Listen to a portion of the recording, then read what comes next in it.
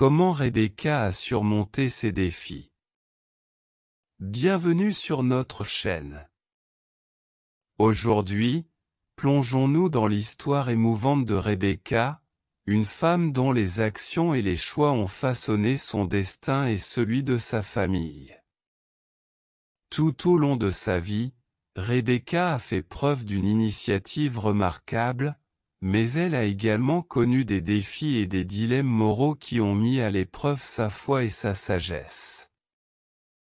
Dans cette vidéo, nous explorons comment Rebecca a surmonté ces défis, en tirant des leçons précieuses pour notre propre parcours de vie. Restez avec nous pour découvrir les points forts et les faiblesses de Rebecca, ainsi que les leçons profondes que nous pouvons en retirer pour notre propre croissance spirituelle et personnelle.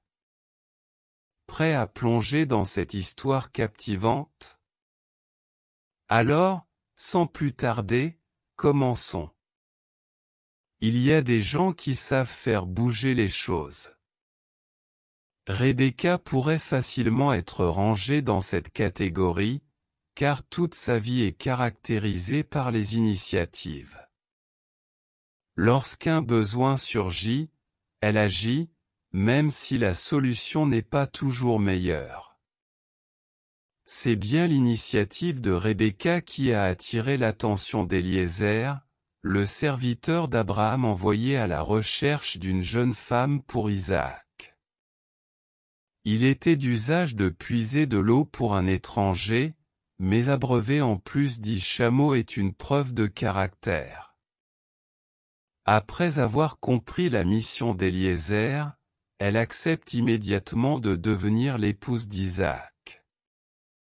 La suite des événements montre à quel point une initiative peut être mal orientée. Rebecca a pleinement conscience que le plan de Dieu s'accomplira par Jacob et non par Ésaü, Genèse 25, 23.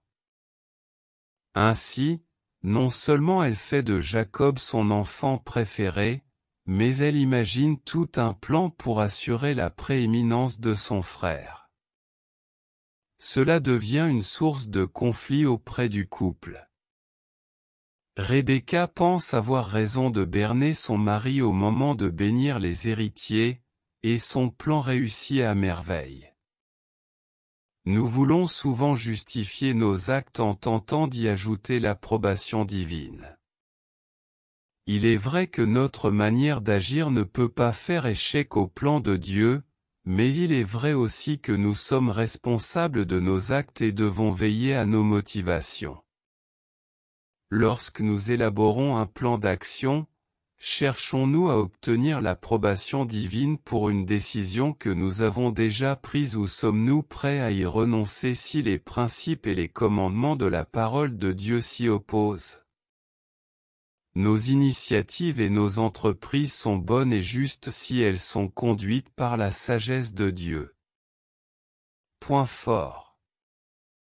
Face à un besoin, Rebecca agissait immédiatement. Elle était entièrement tournée vers l'action. Point faible. La sagesse n'a pas toujours inspiré ses initiatives. Elle préférait l'un de ses fils à l'autre. Elle a dupé son mari. Leçon à retenir.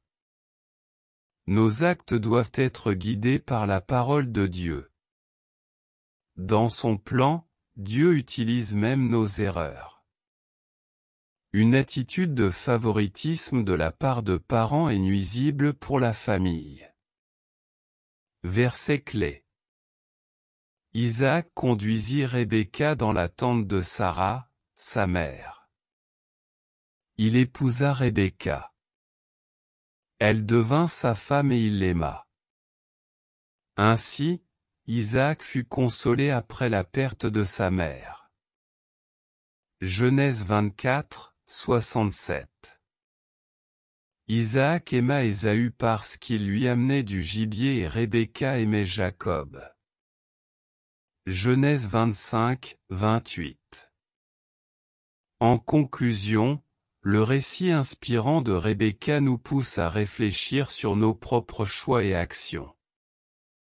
À travers ces initiatives rapides et parfois mal orientées, nous apprenons l'importance de rechercher la sagesse divine dans toutes nos entreprises. Que nous soyons confrontés à des défis similaires ou simplement à des décisions de la vie quotidienne, rappelons-nous que nos actions doivent être alignées sur les principes éternels de la parole de Dieu.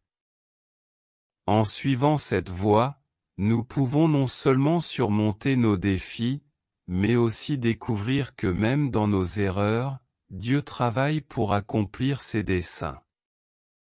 Rejoignez-nous dans la prochaine vidéo alors que nous continuons à explorer les récits des Saintes Écritures riches en enseignements intemporels.